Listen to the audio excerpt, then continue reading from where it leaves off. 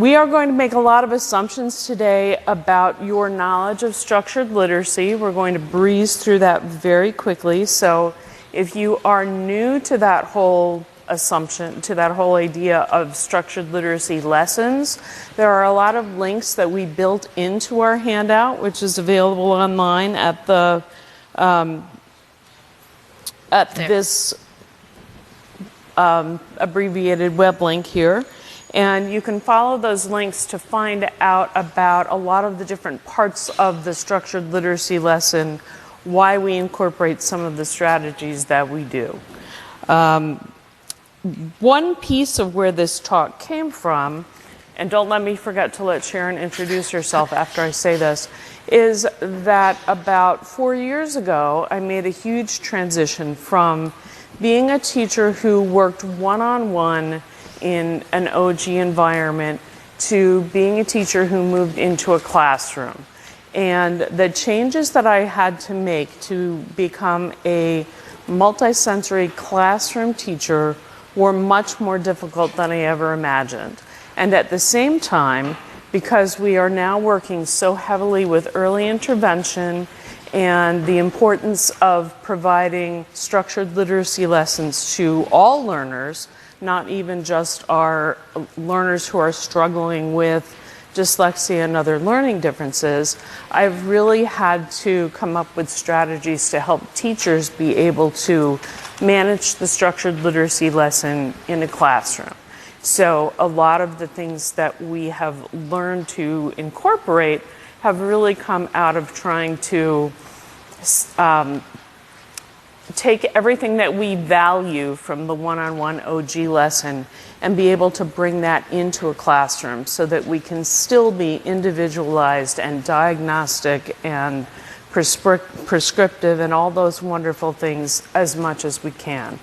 And one of the best ways that I have found to do that is with technology. And it would not, oh wait, I've just got all kinds of verklempt up here. Wouldn't really have been possible for us to do that without Sharon, who is our fantastic director of technology at Southport School. Thank you, Theresa. So I am a special educator by training. I've been a special educator for over 20 years. But at Eagle Hill Southport School, we started using and incorporating more technology, and it's just something I value and treasure. So I also do play that role of doing assistive technology, educational technology with the teachers, and it was really exciting. I am trained by Theresa. I'm a classroom educator certified. And as I was going through that and realizing at our school where she came from a one-to-one, we've always been small group instruction, and then we kind of combined, how could we combine both our knowledges to really support our teachers and really get to all those learners in a constructive way that worked within the program that we had.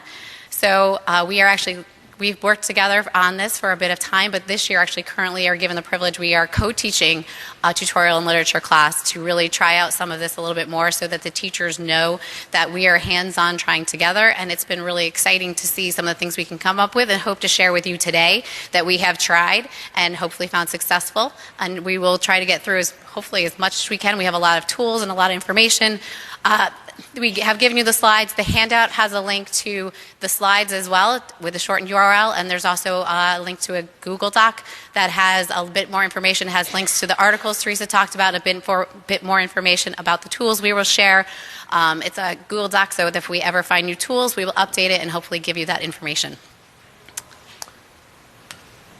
Okay, just a quick overview. I think we are all here for the same reason, which is that we know that anywhere from 1 in 5 to 1 in 10 of the students in our classes have dyslexia and other language-related learning differences. And these students struggle to learn to read and write because they lack core reading skills. We know from research that structured literacy approaches are the best ways to help these students with dyslexia, but that they can also be effective for all readers. So we are hoping that some of these strategies, if you are not already a person who is a practicing structured literacy instructor, are things that you could take into a regular education classroom and use with everyone in your groups.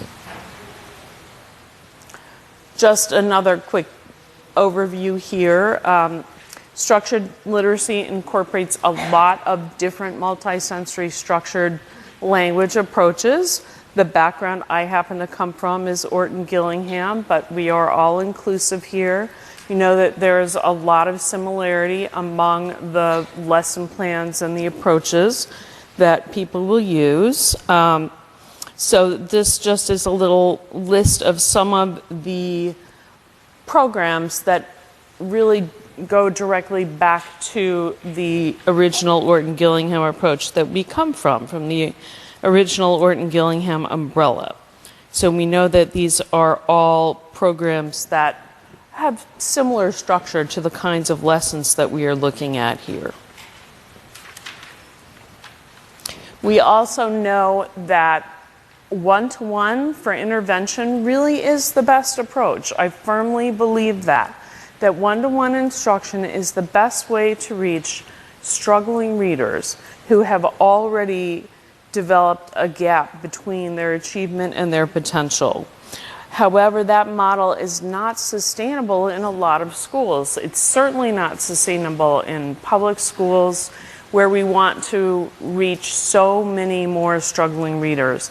And it's a difficult thing to be able to provide in a lot of private schools as well.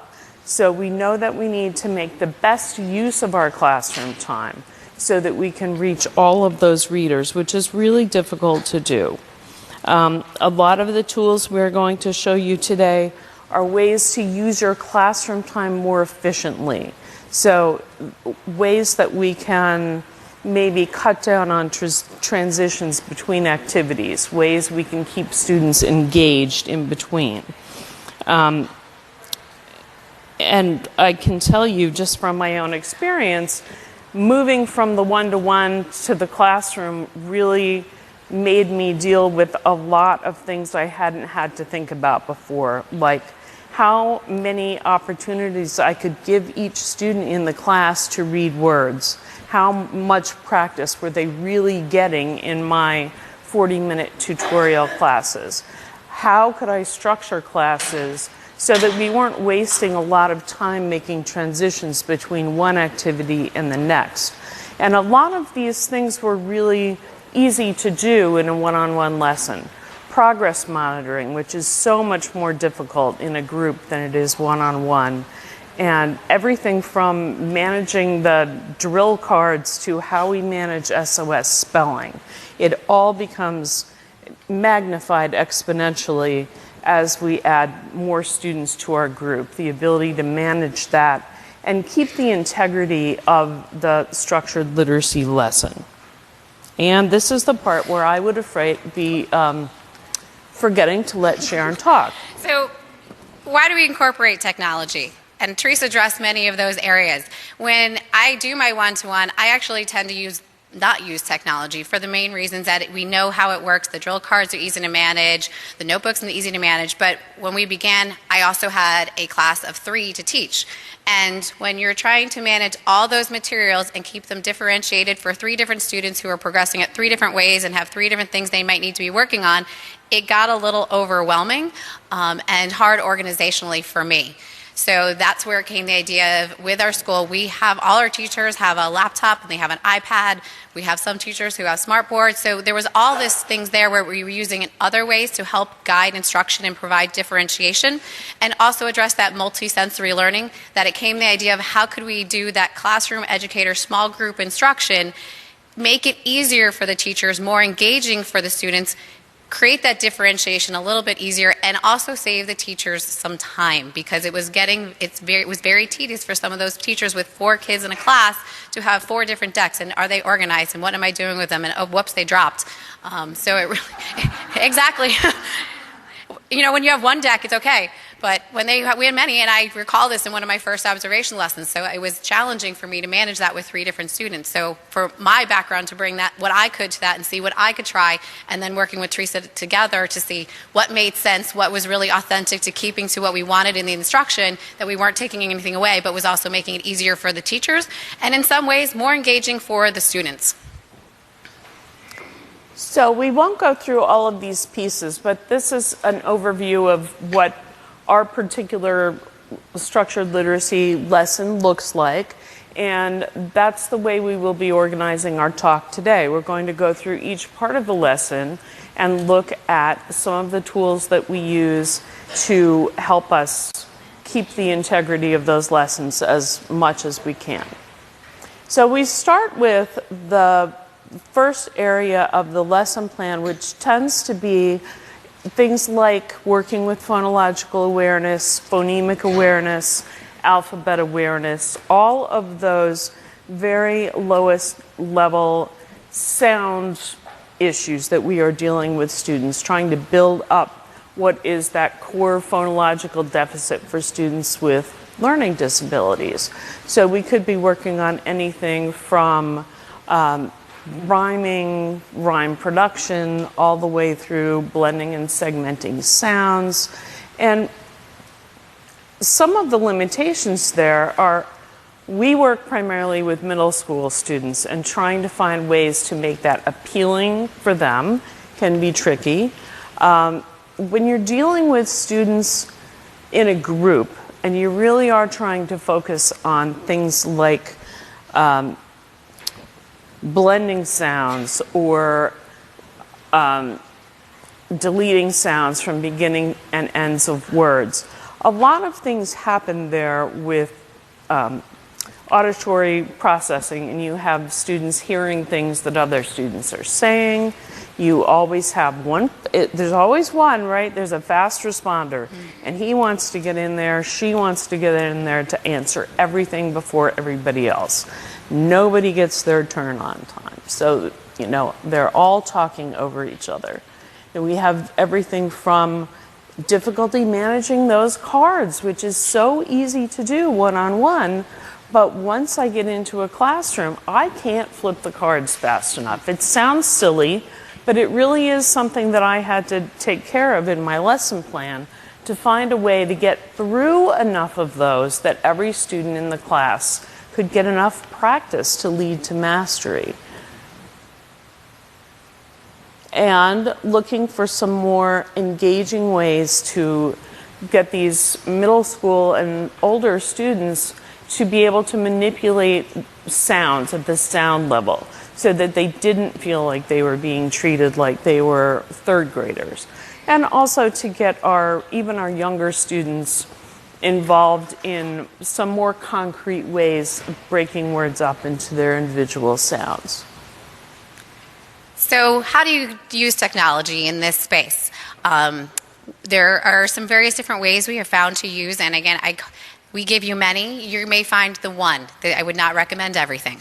So when I first actually started teaching 20-something years ago, I was trained in Wilson. One of the things I loved about Wilson was that magnetic board with all the little magnets to move around. But again, when you have multiple students, and it's been 20 years that I've had them, things have gotten lost.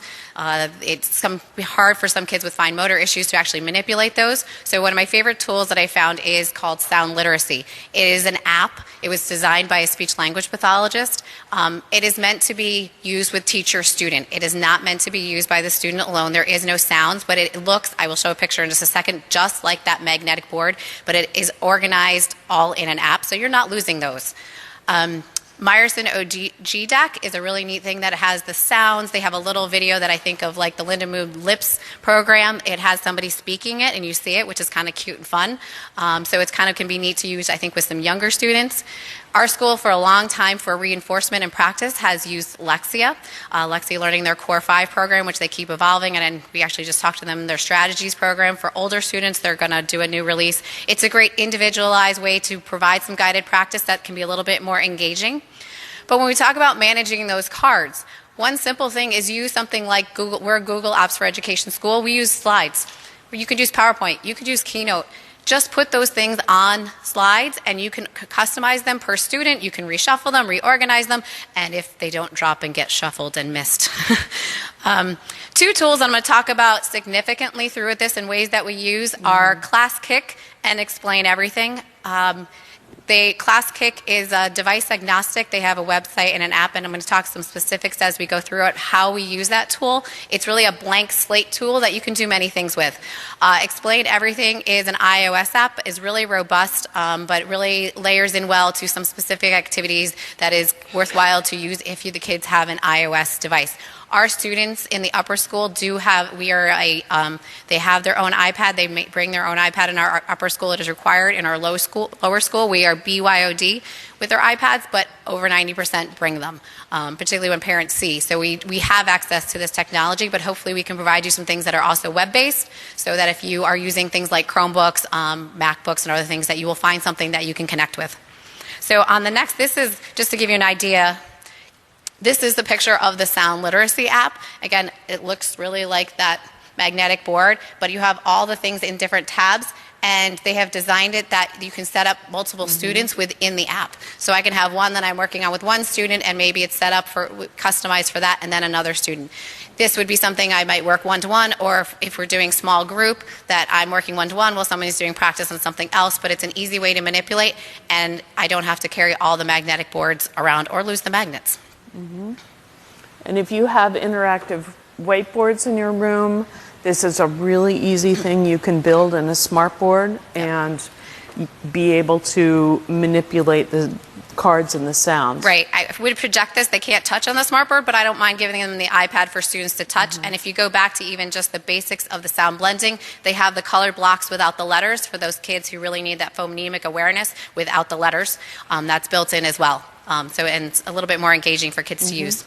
And if we don't make it to the morphology section of the lesson, which we might not, there's also morphology built into this sound literacy app. They have a section where you can add in prefixes, roots, and suffixes. They have a good library of them that includes even chameleon prefixes, and you can add your own as well. So you can definitely modify it. It's a really nice little app. All right, so we move on then to what would be our review reading portion of the lesson, where we are involving students in doing a variety of different types of review tasks. Could be reading words from cards. We have this boy in the middle who has taken his VCV words and cut them up so that he can divide between after the vowel or after the consonant, try it out both ways. Then he's taken them and putting them back together. And that's a kind of task that one-on-one is really easy to incorporate. When we multiply that by what is the average class size now, I was working with a kindergarten class of 22 last year, and the thought of that teacher coming up with something that could be manipulated that way by 22 students was really overwhelming for her. So some of those kinds of strategies we would use don't translate as well to a larger group setting.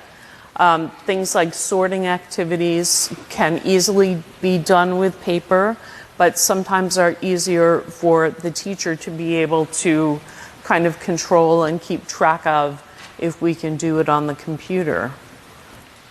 And then we can move on to the portions of the spelling review, where a lot of times we want this to be more personalized. In some ways, I think the spelling is the easiest thing that we can bring into the classroom. A lot of it really mirrors our traditional approach to the spelling test. Once we've made a list of words that reflects what we've covered with these students, there's not really that much that's different about it, except for incorporating the simultaneous oral spelling. But in some ways, it's harder to personalize. We want students working on sight words that are particular to them, words that they have had difficulty with in their own written language. So I want every student to have their own list of personal spelling words that they are working on, and how we can engage students in practicing those when they are all together in the same room is another one of our struggles. So where I would have used a lot of work with flashcards and kids maybe copying words from cards and writing them multiple times using the trace, copy, cover approach. We're going to take that and move it into a piece of technology to make it more efficient for them. The same is true for our introduction of new concepts, which we want to make as multisensory as possible. And we have strategies like the trace, copy, cover approach, where we have students copying something, tracing it several times, copying it, covering it to see if they can reproduce it without looking at the model, doing it again with their eyes closed so that it's purely kinesthetic. But when you have multiple kids in a classroom, again, and half of them have ADHD, a quarter of them have auditory processing problems, who can't concentrate because they are listening to this one, that can become problematic. Even things like the student notebook that we try to personalize for every student. When I taught one-on-one, I hand wrote those student notebooks. I can't do that times 4, let alone can the classroom teacher do it times 22. So the next approach I tried was what a lot of our teachers do here, printing out pages of a notebook and taping them into a notebook. But even taping them into a notebook times 5 is really overwhelming. So we needed to come up with some ways, and I don't know if Sharon is actually talking much about our use of Google for this, but some ways that we can create class documents that we can then share with the students' parents, the other teachers who work with those students, so that they have reference materials that they can use outside of our class, but they can also personalize their own using that base that we started with. We have some general concepts here about introducing the new concept in the lesson. You know, we always want to go from reading to spelling. We always want to go from the smallest unit of language to the largest. We want to work from the rule to the non-examples, using lots of modeling and scaffolding. And we can still do all of those things using these pieces of technology. So I'm going to address the reading component first. One simple thing that we did to really individualize, differentiate the words students were reading. Again, when I had multiple decks, did I have it in the right order for what order I was going in the classroom? We just decided, and Theresa had started this, that we color-coded. We just made a Google slide, put the words in a table, and color-coded. And the students knew what color they were to read. They didn't focus on the words, so that every day student A would know they're reading yellow. And anything in yellow that we provided them, they know they focus on. And that became a year-long thing. What this enabled us to do is if you have a student moving forward, you can adjust their words. They're just focusing on the color. The student who's reading yellow is probably not focusing on what is blue. You may have that student, we have one, who was pretty savvy, realizing we were giving him harder words, but it was kind of a great conversation to say, that's because you're progressing well. But the other students weren't paying attention. They just knew what their color was. So we would initially start it out just giving them Google Slides. You could print it out on paper.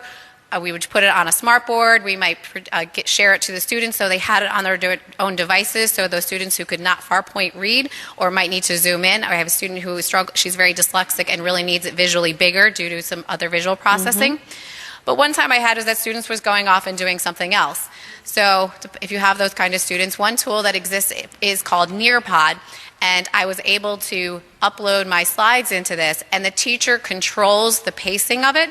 The students had ability to move within just the selected slides that I had put in there, so they could go ahead and look at their other colors, so they could go ahead and practice while we were reading with someone reading green, and then go back. And also I just put it out there that down the bottom on my device, I saw how many students were logged in, so you know if that person who's on their device has left the app and they're off task. So if you have those ADHD kids who kind of want to go off, it was kind of a nice control for a group that I had. And it was a really easy way. But you can just simply use a Google Slides. We often use Keynote. Again, you can use PowerPoint. It was an easy way. And they got so used to their colors, they weren't focused on anything else. One of the other things I liked when I was using Nearpod with the group was we would go through the reading activity. This was oral reading. They would take their turns, but again, move ahead and could practice when they were ready. But I could also build in questions afterwards. That was a quiz that was reviewing the concept that I was working on, and they could move ahead at their own pace with these multiple choice questions. I have that on the teacher side, so it just added some reinforcement to the skills that we were working on for reading that they were practicing, that the rule applied, and just provided that direct practice afterwards. So, as I said, one of the tools I will talk a lot about is Class Kick. Class Kick, again, is a whiteboard style thing. It's just a blank slate with you can use text, you can use audio, you can use drawing, you can bring in images. So one thing we tried this year is putting it into Class Kick, those same color-coded passages. The students know what it is, but what the students can do on their own is go record themselves so that they can take their time. If they need to go practice the words, if they need to syllabicate the words, they can use the drawing tool to do that so they can break it down on their own. And then they could go record themselves, which one we had as progress monitoring. We could listen to, September, and we can listen to the end of October and have that, and also be able to share that with parents.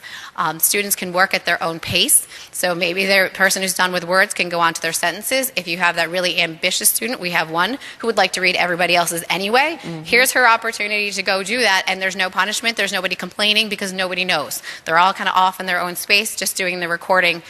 And if we do it live, we can see how that's going and actually go onto their slides physically at that time and check what they're doing. Did you read that correctly? Do you need to go back? They can also ask for individualized feedback, which I'll show you more in a spelling situation. But just an easy way, and the simple login is the teacher shares it with a code. They don't need any fancy login. Again, can be done on any device because it's web and app-based. So it's been another way we've built in that practice for fluency. We just had a teacher create this with passages, that she had passages, the students are reading it, and she put comprehension questions afterwards. So another way we've built onto fluency, a great tool that came across my path this summer is something called Flipgrid. Flipgrid is also web-based. They have an app, but it's web-based, so it does not matter your student's device. It is just a way to have students engage with video. We had them do is we had a passage that Theresa read with them. We had them read aloud in class, and then over a success of 3 weeks, every Friday, they recorded themselves reading the passage. So that one, again, we have that to share with parents, and for progress monitoring, it's recorded. They were a little hesitant recording themselves. But after the third challenge of reading it, or try of reading it, we had them go back and watch all three, and particularly at the middle school age, self-assess. We had a whole conversation about what did you do well, what do you need to fix, and because they could see themselves and watch it individually, they didn't have to they could have headphones on, it was not on the board, but really have that self-reflection on what they were doing, and we could have that direct conversation and see it as well and give them individualized feedback. But then it's always there for us to have. And it's a pretty simple tool for them to use to get this fluency practice in. And one of my favorite pieces of that exercise is that our most struggling reader did not have to feel like she was measuring herself against the other students in the class. Because we have very small classes, we're still very lucky. When I talk about small classes, our small group is 3. But every group of 3 still has a student at the bottom. And you're the student at the bottom of that class of 3, and that is still heartbreaking. And for her to be able to measure progress against herself without having to struggle openly in front of the other students in the class has been really empowering for her. And I think even for those reluctant readers who don't like reading in a group, this just gives them, we tell them to go in a corner of the room or at their desk, they can have their microphone with the headphones on it, and they can individually do it and not feel like I'm comparing myself to anybody, or just that embarrassment of reading out loud. Which really is another thing that I wanted to say about the spelling aspect of the structured literacy lesson. We have a lot of wonderful multisensory strategies that we can use in the classroom. And one of the first teachers I trained when I moved to the Southport School was so excited to go into her classroom and do the shaving cream activity. She thought this was going to be so much fun, and it was. The kids loved it. And then I saw her afterwards, and we were debriefing how long it took her to clean the shaving cream off of all the desks in the classroom and then send all of the kids to wash their hands. And it was not such an enticing activity anymore. Even though the kids got a lot out of it, it took up almost her entire period.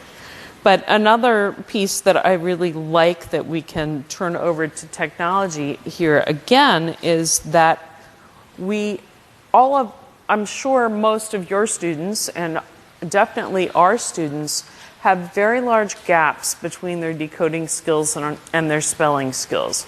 So again, we have, even our 3 different students in our class, spelling at very different levels than they are reading. So while they all need the same content, they need very different levels of words. And being able to really personalize the kinds of words we are asking them to spell and how they are going about that within the classroom.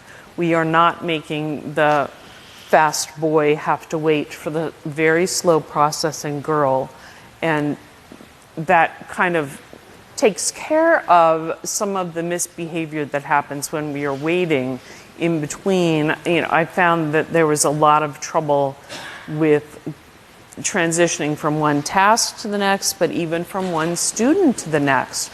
One student needs wait time and the other ones don't, and we are all waiting patiently for her to answer, but she is flustered because she knows we are all waiting for her.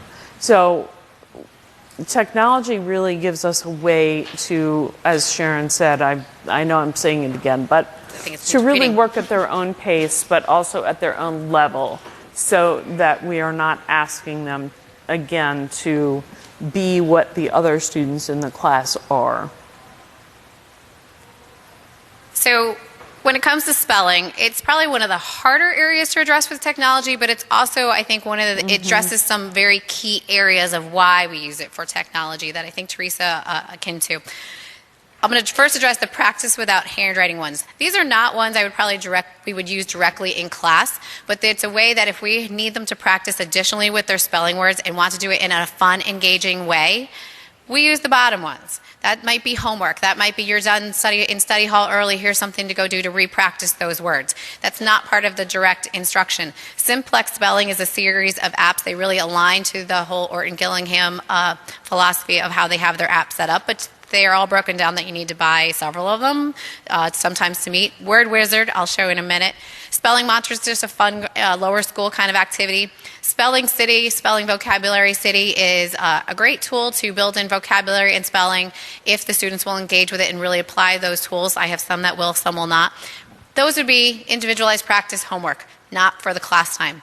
This is really where we can go back to the Explain Everything in Class Kick. I'm going to show you specifically Class Kick and then tell you some of the things why Explain Everything might be a better tool. I talk about Class Kick first because it's free. Explain Everything's not. And Class Kick's device agnostic. So I'm going to show you a couple of slides. So this is what Class Kick would look like. On the right is what the students are. And again, I can give them written directions. I could record those directions as well. So if I have a student who has some decoding issues, they can listen to them. And I can provide them a variety of activities.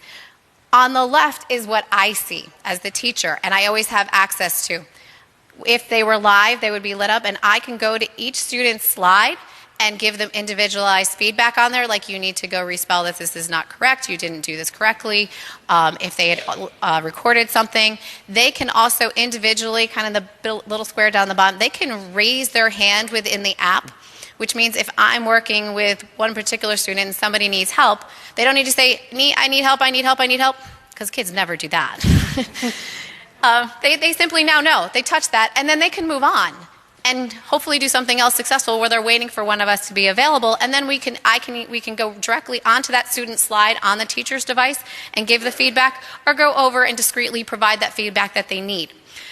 You can also allow it, if you do, we never do, but because just the nature of our kids, they can also help each other. You can turn on peer feedback. But there's also stickers to give rewards. So we actually, on the handout too, there's a link to a YouTube site where we have you'll see students using this for spelling. So also we use it, I would record the word, or Theresa records the word, and they have to individually write it. And when we talk about those people, the kids with working memory challenges, with slower processing, they're all working at their own pace. And one who is really speedy and doing really well may get to slide 25. And the one with working memory challenges who are struggling a little bit more with those processes or needs more processing time might get to slide 10. That's okay, because you can build it in and know that they're going to get to their own pace, and nobody knows where anybody got to because they do not see. So it's been really beneficial to engage some of those kids in some of the practice. And you can also create this for different students.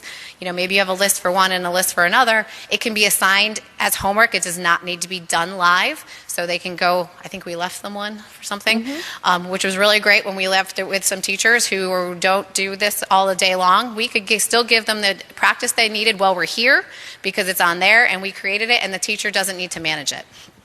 So it can be really beneficial for that live practice for many activities. But again, I found it really beneficial, particularly for spelling, because I can record my voice. They have headphones. They can keep repeating it. If they're on a computer, they can type it. If they're on here, they can on an iPad, they type it or handwrite it. So when I mentioned Word Wizard, again, this is something that a student I would give them on their own, particularly lower school students. I think of, again, I go back to that Wilson magnetic board or sound literacy. This might be one that you would give students to play with on their own because unlike sound literacy, which does not have the sound built into it, this movable alphabet, as you can say, it's talking. It moves. The sounds are not as authentic and pure as we would like, but it's pretty good and can be really, I think, good for some lower students to play with some spelling practice. Did they get the right spelling and play with those words and practice individually, particularly if you had centers? It would be a great way to have the spelling list. Did they put them in right and hear what it does? And you can put in, teachers can put in word lists as well. Okay, and then we move on to the contextual reading portion of the lesson, which we know is important because it really serves as a window for us for how students are applying their skills in a context. We are looking for building fluency. We want to see how accurately students are applying their skills, how automatic they are, whether or not they're demonstrating prosody. It's really a great diagnostic prescriptive tool. And while we do use paper copies usually of controlled decodable text with our class together to incorporate the skills that we are currently working on, it's also important for our students to be working with authentic text. So they do have individual reading books that they read on their own every night for homework. We have an accelerated reader program that we don't run like an accelerated reader program. They read at their own rate. We do have them sometimes take the quizzes, but we don't always, and we do reward them for the number of pages they are able to read in a year. But it's more of a whole school reward. They do have some individual rewards. Our headmaster, who is a very amusing guy, 2 years ago jumped in and told our kids if they read a certain number of books through the course of the year, he would bring ponies to school. And so the kids all read like mad because they wanted to have ponies. Well, this year he has offered... We got the ponies. We did get the pony. This year, he decided that no matter what time of the year it is, if we can get 1,500 books read in the whole school from kindergarten through 8th grade, he will rent a dunk tank, even if it's in the middle of January. So we are very excited to see what will happen with that, which has nothing to do with this talk, but pretty funny. Pretty motivating. Really pretty motivating to get kids to read that way. But we do want them engaged in authentic text. And again, we want to be able to bring them that perfect level of text that is going to challenge their decoding skills, allow them to interact with higher level syntax so that they are benefiting from the more sophisticated sentence structures, the more sophisticated vocabulary, but we want them to be reading at a level that is comfortable for them. And we want them to be reading in ways where they can get some more immediate feedback. So they are all reading different books at that level. And we can't sit down and read individually with each of those kids for 15 minutes a day. So we need some ways to let them interact with authentic text that allows them to work at a level that is comfortable with them, for them. These are the top research-based reading strategies that we are working on with them as a class. There's a link in our handout to some of the research behind these where you can find these top skills. But they are all definitely skills that we are working on when we read together.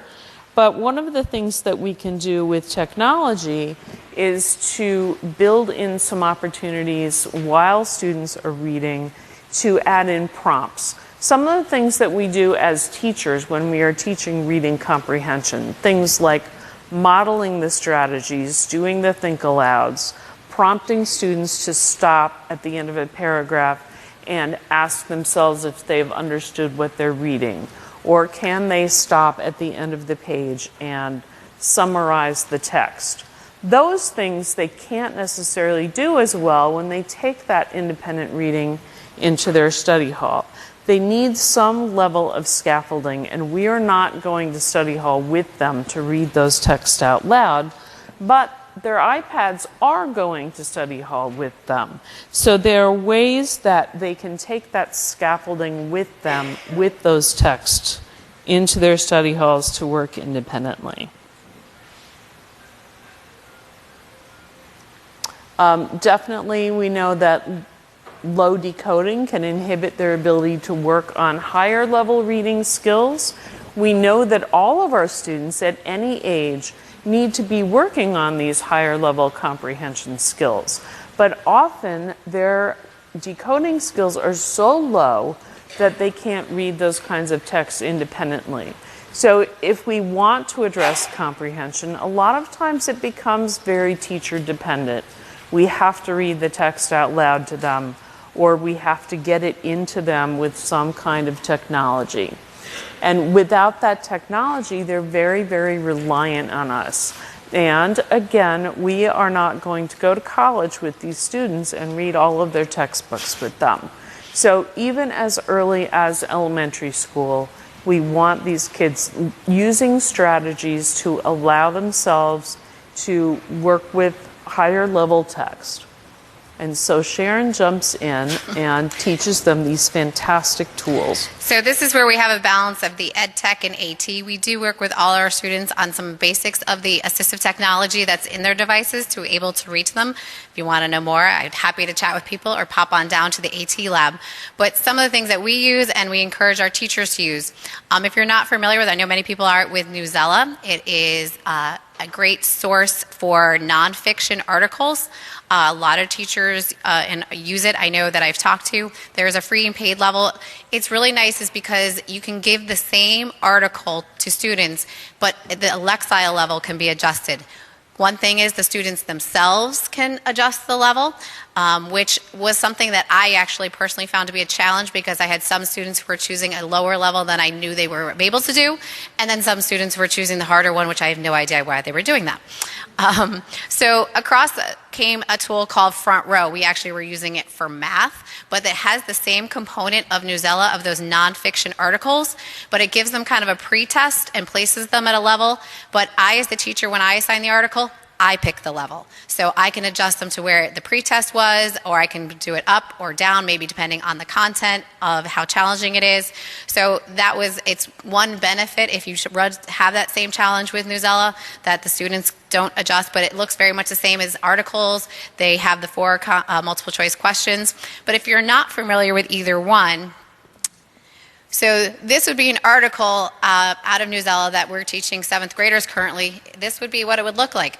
They can't decode this. They may not even be able to comprehend the words. It's really challenging. And you can see on the side that the student or the teacher can adjust it and they can pick a different level. The students generally don't know what those mean. They don't see a grade level, but we know on our side on the teacher level. But if you want to have a class discussion on this content and you have varying levels, If I took the same article and adjusted it down to a different lexile level, it alters the word, but the overall concept and comprehension of the information is exactly the same. Front row does exactly the same thing. So you can have a class discussion. Everyone could have gotten the main idea and the main point, but they're reading the words with what fits them, and maybe practicing for decoding if we want them to focus on the decoding as well as the comprehension. It's also another way to balance it out. If you're really focusing on that decoding task, we wouldn't give it to them where they can listen to it. We might have that lower level so we can have them read out loud. When we're dealing with larger text, they're literature books, they're accelerated reader books. These are two amazing resources that if you're not using either one, I highly recommend introducing it to yourself or families. Learning Ally is a great source for textbooks and books. It is a human voice reading them. They have use their own tools on any device to do this. Some of their books have the actual text with them, but some are just the auditory component, which is one of the reasons we actually rely on Bookshare. Bookshare is free for students who qualify. Bookshare has allowed us as a school to qualify any student we approve. You can use those books in a web browser, but on our iOS devices, we actually leverage it a bit more using a voice dream reader app, because we can put the books in, but the students can highlight. For our literature class, we currently have books in there that they're highlighting words, they're actually annotating. We're using Notice and Note to annotate, so we're building those comprehension skills, and annotations can be exported to Google so that we can have access to them. And there's a whole lot of things within Voice Dream Reader that really customize for an assistive text side. But even some students, it's visual. They see the text and hear the text, which I think is really important for a lot of kids as they're learning to read. They need to see it, and it can track as well. And why is that important? Because this is a student who is currently in our 6th grade. This is a test that Don Johnson has. They have an offline version, PAR. I like their digital version, UPAR.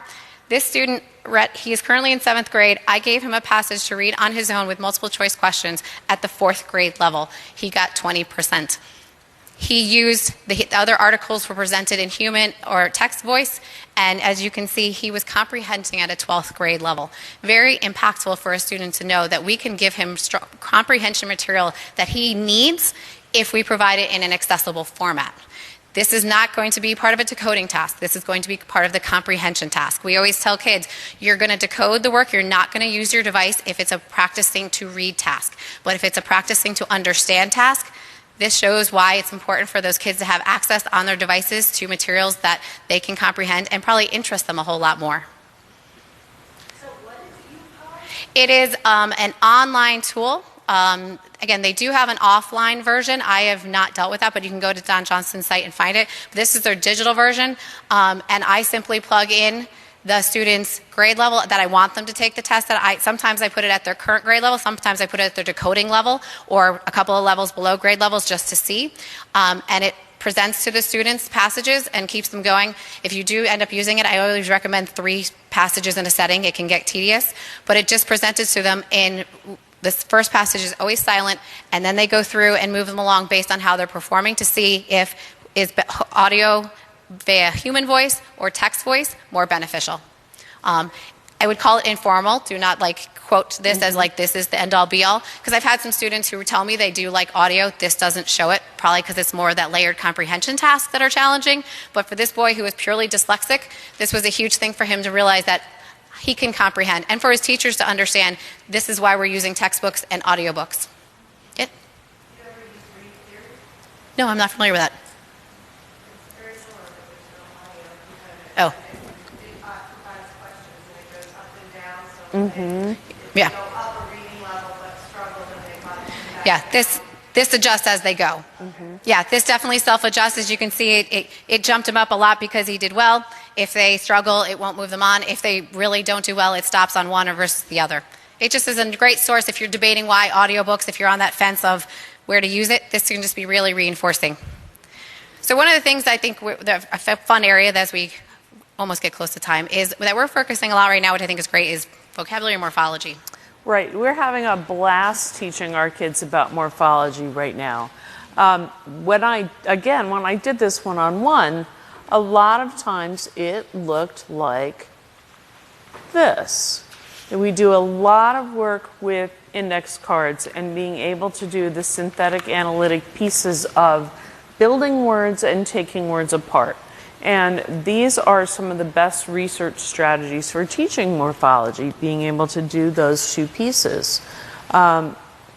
We know that we need to teach these concepts directly and explicitly, which we do as a class in a very multisensory way. We still may have them write them, trace, copy, cover them, do all of those pieces.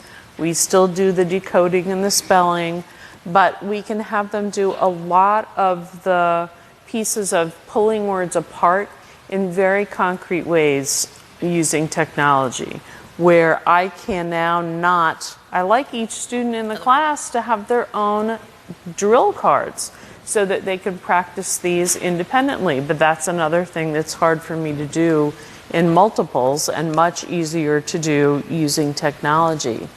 That's probably as far as we want to go in that. And giving them lots of opportunities to have multiple exposure to these by building graphic organizers, by doing the whole dialogue piece as a group around, okay, this word is transport, what does trans mean, what does the port mean, now can we build another word, can we add an ending to that?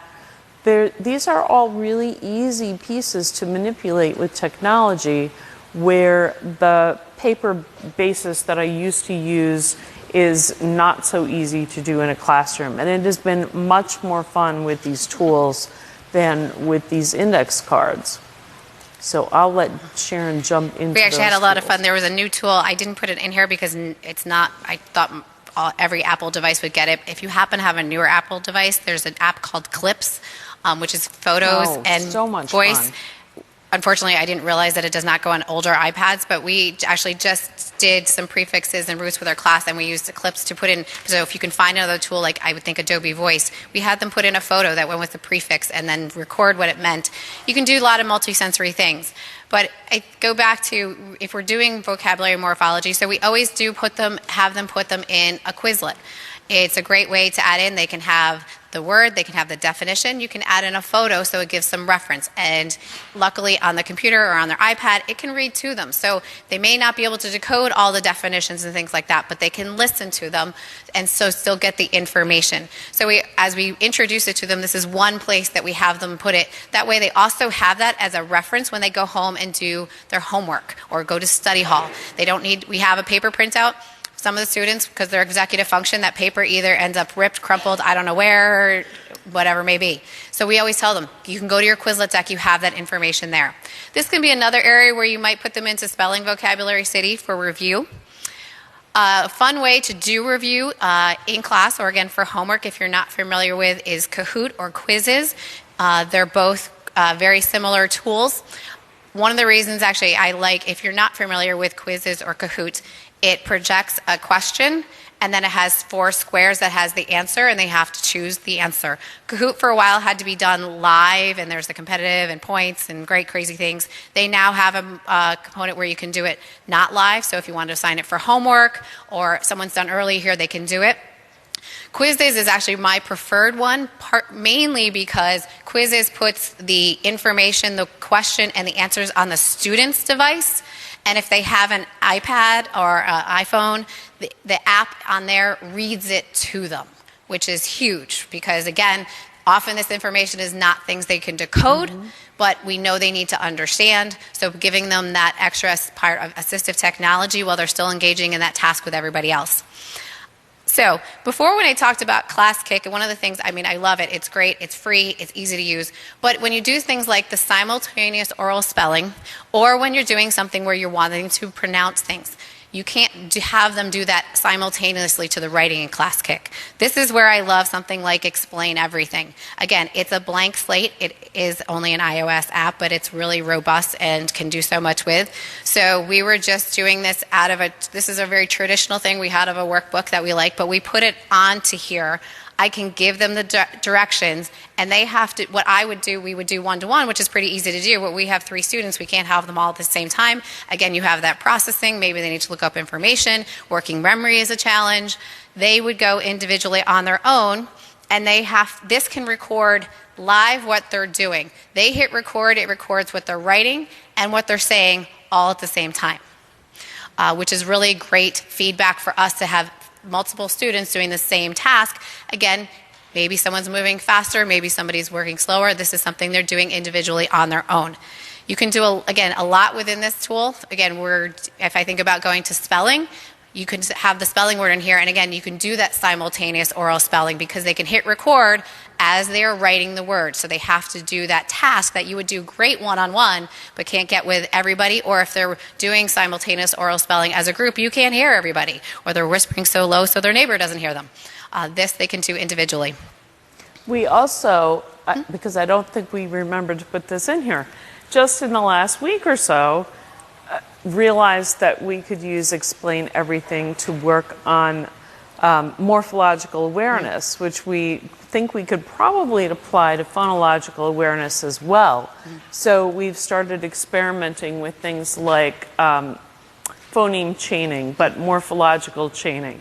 So we did an exercise where we recorded ourselves and said, okay, now say the word transport. So they have to record themselves saying transport. Now change the trans to re and record the new word below.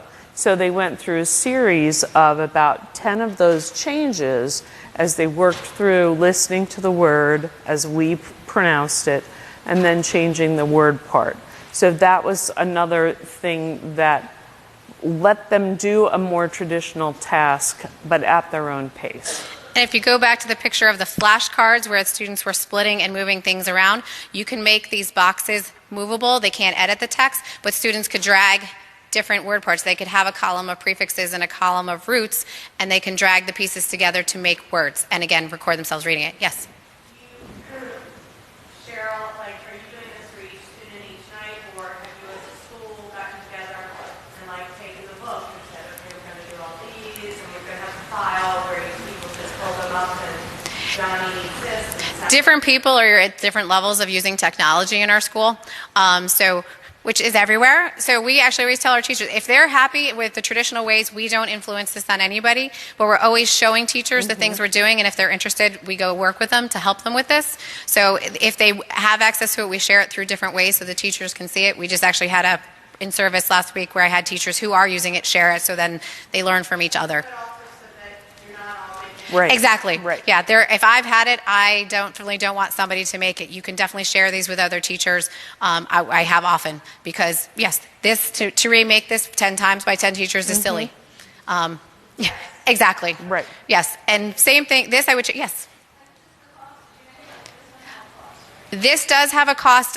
They have a layer of cost depending on the number of licenses you need. I have that on the handout, what that cost is. Luckily, you can definitely go through the different layers of licensing because they just changed it over the last couple of years how they did it. We have about 5 licenses. I think it's about $40 to do. But it's like one for the teacher, and then you can give out the student licenses. It is hard because it is a cost. I know it's hard for a lot of people to go with cost, which is why I always go back to, well, not as robust. The free with ClassKick, you can't, again, have them live, record, and write at the same time, but you can do many of the tasks you would do on paper, on desk, and things like that, things that you would do traditional working. Again, they have to listen to it. They have to mark it. Or again, as Theresa talks about, we can do it in here where they have to record themselves because there can be my recording and their recording. And she just did this with them the other day, and it was really great feedback. And when I go back to what I talked about quizzes, this is what quizzes looks like. This is what the student would see. Which again, for those students who have trouble with Farpoint, where it needs to go up on a board, on a screen, this is on their device so they don't have to look up and try to remember what is the colored square, which is again why I prefer it. And again, in the iOS app, it reads all of the choices to them, which as a teacher, if you had a class of 20 and you're trying to do this kind of activity and can you read to me, can you read to me, can you read to me, this solves that. And it's just kind of a fun game-based. This can be also assigned as homework. Has also some really funny memes that the students love as feedback. But it's really engaging. Kids love to do a review in that part. Okay, now our very high-tech time device is telling us that we need to wrap up. But I want to follow up by saying, If you have questions, definitely feel free to get in touch with us. We are very, very lucky in that our administrators at school are so supportive of the structured literacy work we're doing and the technology work that we are doing, that we are now both working part-time in the classroom and are really available to do this kind of work, so we should be able to answer your questions. But also, just to give a little plug for the Assistive Technology Lab and the exhibit hall, if you haven't been there, it is not all about assistive technology. A lot of these apps and tools that we talked about today, they have available down in that lab. So Sharon could definitely, I don't want to speak, she probably has other plans, but Sharon will be down there for part of the day and could show you some of these things live if you wanted to see them. Jamie Martin, who is down there, knows a lot about most of these tools and could help you out with them. And a key thing, if you are interested in more hands-on, if you want to come to the beautiful Southport, Connecticut, we're a block from the harbor, and wanted more information, we're going to be planning some full-day workshops to hands-on to give people time with these tools and really direct instruction. So if you want more information, you can come talk to us. You can email us, and because we're planning future workshops to provide that hands-on time to really give people time to plan with it and work with each other. But we so appreciate you guys being here and taking the time. Thank you so much.